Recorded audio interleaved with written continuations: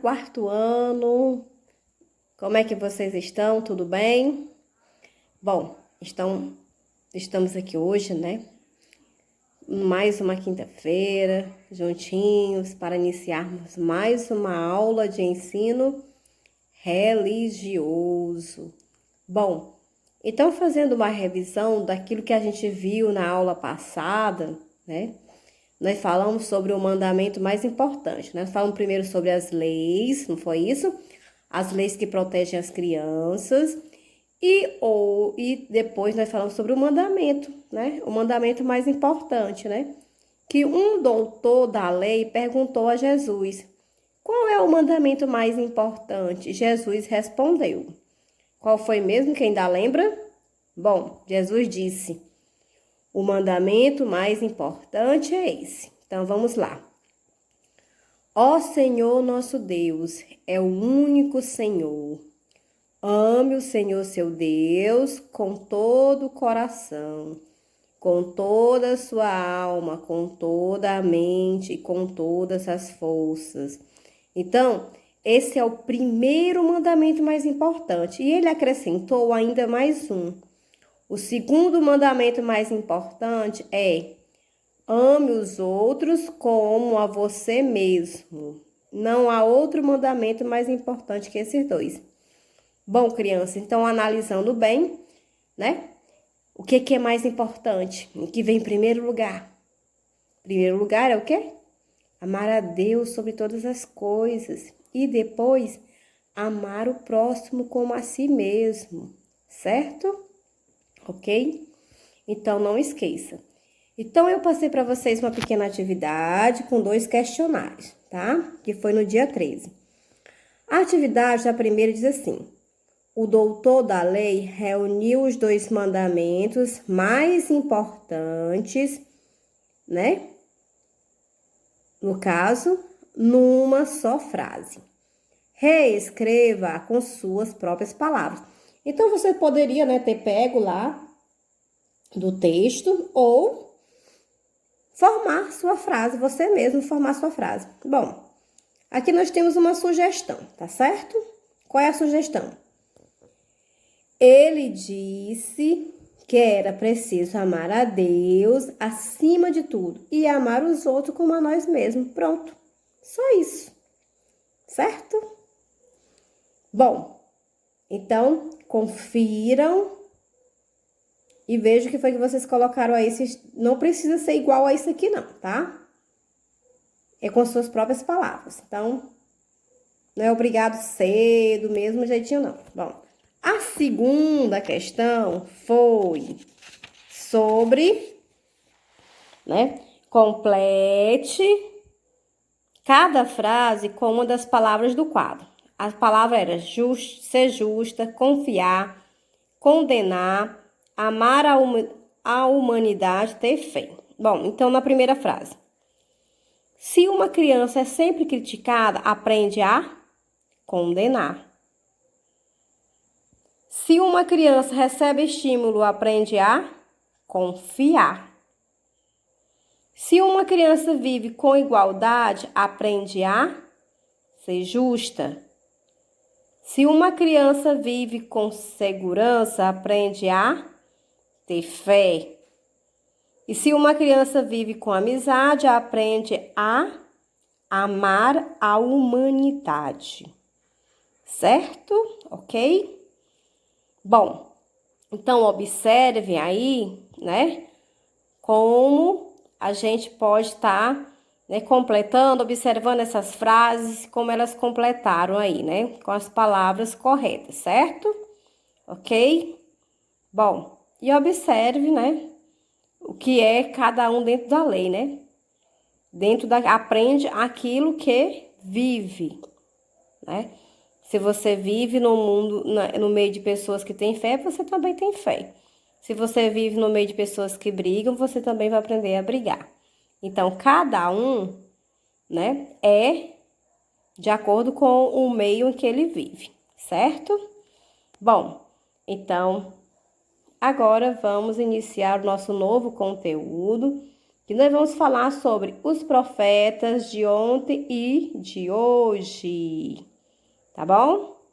Então, acompanhem a leitura dessa história, tá certo? Bom, então na nossa história de hoje, nós vamos falar, como eu já mencionei anteriormente, sobre o quê? Os profetas de ontem e de hoje, né? Bom, então falando sobre eles, nós temos sempre uma história antes, para depois a gente entrar um pouquinho lá na parte da Bíblia, né? A gente fala um pouco sempre com esses personagens, com a Bia, com a sua avó, né? E sempre esses personagens estão nas nossas historinhas, tá? Bom, então temos assim. Bia e sua amiga Adriana foram à biblioteca municipal fazer uma pesquisa para a escola e tiveram a oportunidade de ajudar uma pessoa que estava em uma cadeira de rodas. Olha só. Elas acharam um absurdo não haver rampas na biblioteca e vão ficar só achando. Perguntei: o que nós podemos fazer? Olhe só a nossa idade, ninguém vai querer falar com a gente.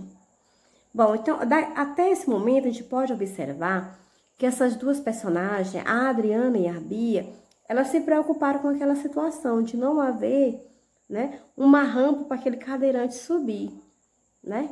Mas também havia o que? A preocupação, saber se elas fossem reivindicar, será que elas seriam ouvidas por serem crianças, né? Então vamos continuar a história para a gente descobrir. Olha só então, o que ele diz?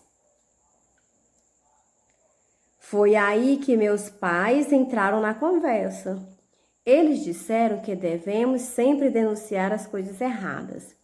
Bom, quando a gente fala denunciar, né, não quer dizer simplesmente fazer uma coisa ruim. Denunciar é buscar um direito de alguém, né? O seu direito, ok? Aqui no caso, estavam buscando o direito de quem? De um cadeirante. Se eles não podiam fazer isso, eles encontraram alguém que pudesse fazer. Não é isso? Bom, não podemos seguir o nosso caminho sem ajudar os que se sentem excluídos. A idade que temos não importa. As crianças concordaram e logo puseram mãos à obra. Escreveram uma carta para o prefeito, contando o que tinha acontecido e pedindo que tomasse providências para que isso não ocorresse mais. Sugeriram que a prefeitura providenciasse rampas para todos os lugares que o acesso fosse difícil.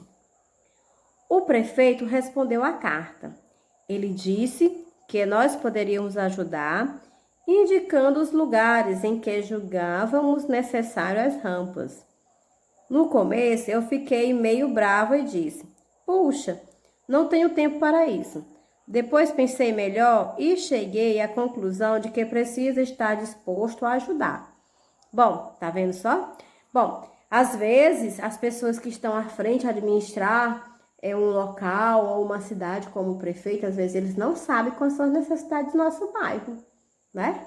E nós estamos vivendo agora um momento, né, a gente vai começar as eleições, vocês já são grandinhos, vocês sabem o que é que no bairro de vocês está precisando. E às vezes eles não saibam. E se vocês tiverem, né, a oportunidade de conversar com os pais, para que os pais possam reivindicar esse direito de vocês, isso será muito importante, né? Bom, não adianta só reclamar, é preciso fazer alguma coisa. Então vamos parar com a cultura da reclamação. A gente só reclama das coisas que estão erradas, mas a gente não arregaça as mangas para fazer aquilo que está errado melhorar. Então nós vamos ter que mudar essa postura, né? Sempre procurar um meio de fazer com que as coisas possam melhorar. Isso acontece não é só na cidade, no bairro, acontece também dentro da nossa casa. Às vezes, né, acontece algumas coisas que a gente não consegue organizar, né? Sozinhos, a gente precisa de quem? Da ajuda da mãe, da ajuda do pai, das pessoas que são mais velhas dentro da casa, né? Certo? Bom, então vamos lá. Tem assim, os profetas do Antigo Testamento. Então vamos entender. Bom, no livro cristão, que é chamado de Bíblia, né? Ela vem com vários livros. Esses livros, eles são divididos em dois momentos. Quais são os dois momentos?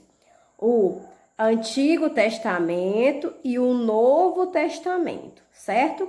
Existem, ou seja, as histórias que aconteceram antes de Jesus, que estão no Antigo Testamento. E as histórias que aconteceram depois de Jesus, quando Jesus nasceu. Então, essas daí fazem parte do Novo Testamento, certo? Bom, então vamos conhecer aqui os profetas do Antigo Testamento. Bom, olha só a imagem, né? Bom, então aqui nós temos o seguinte. Os profetas, né? Vamos organizar aqui então. Os profetas eram pessoas do povo. Eles tinham uma missão muito especial. Transmitir a palavra, a vontade e a ação de Deus. Denunciando as injustiças, Deus falava com esses homens, convencendo-os a falar em seu nome. Jeremias era um dos profetas. Ele começou a anunciar as mensagens de Deus mais de 600 antes do nascimento de Jesus. Olha só, né? O tanto de coisas que aconteceram antes de Jesus vir. Olha só, o Jeremias, ele foi um profeta que ele nasceu 600 anos antes de Jesus Cristo nascer. Muito tempo, né? Foram o quê? 6 séculos, né, gente? Certo? 600 anos. Nós sabemos que um século tem 100 anos, né?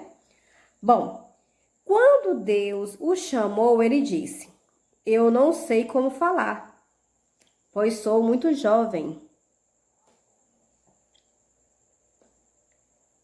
Deus lhe disse: não diga que é muito jovem. Vá e transmita às pessoas tudo o que eu mandar. Então, o que foi que aconteceu? Jeremias então falou aos israelitas, orientando-os a serem honestos.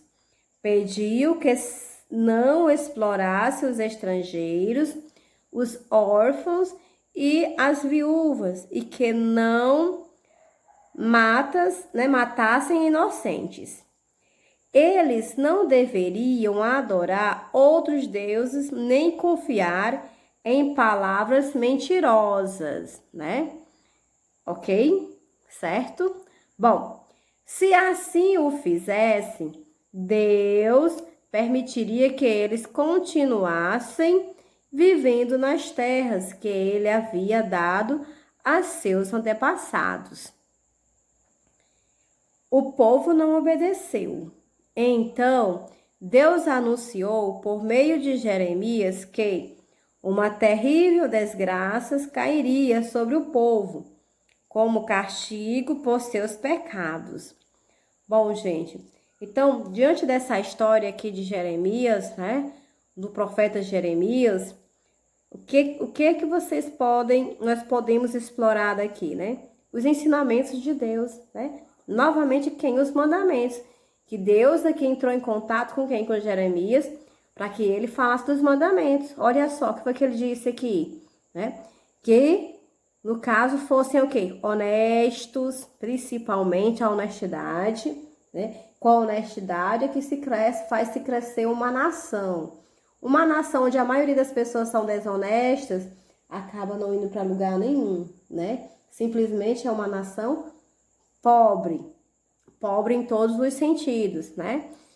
Bom, que não se aproveitasse de quem? Dos estrangeiros, porque os estrangeiros, quando chegam em uma outra terra, eles não sabem quais são os seus direitos, nem quais são os seus deveres, né?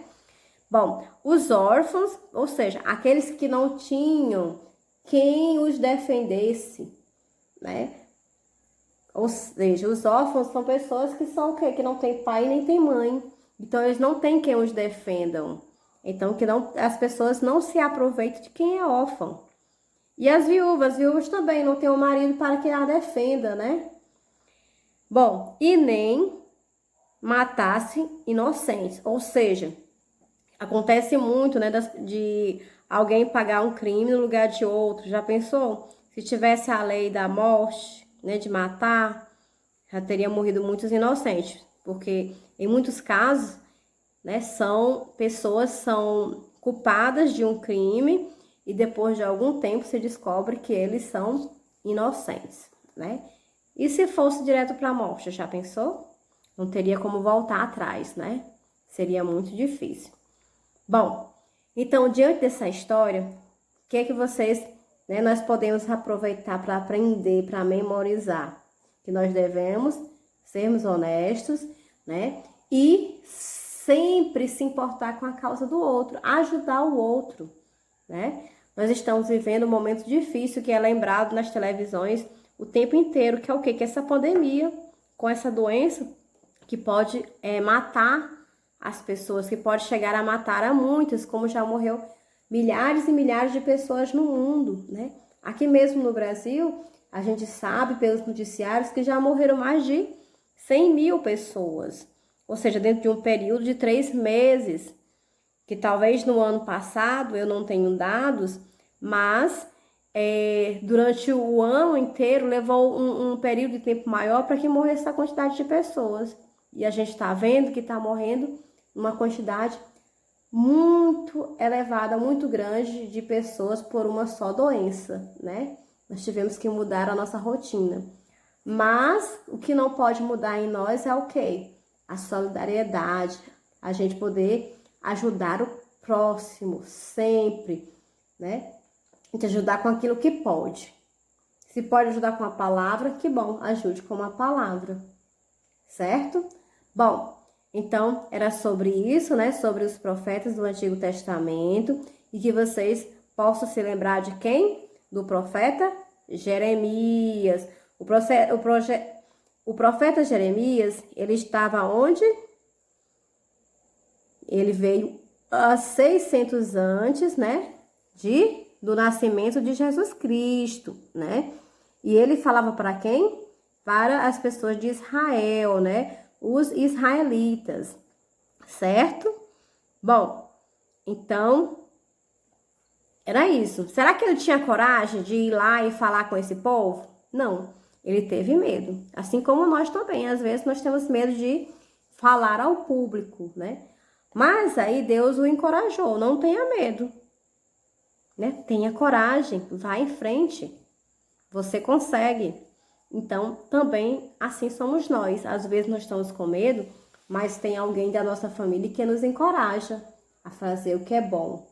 Então, que vocês sejam encorajados a fazerem aquilo que seja bom, honesto, certo? E justo. Bom, então finalizamos a nossa aulinha de hoje, né? Vou deixando esse pequeno questionário para que vocês possam estar respondendo e depois a gente comenta mais um pouquinho sobre isso, certo? Está chegando aí uma avaliaçãozinha, né? Logo, logo, no final do mês, tá bom? E que vocês possam estar se comprometendo em respondê-la, tá bom? Certo? Bom, então um abraço e até a nossa próxima aulinha. Ok, quarto ano?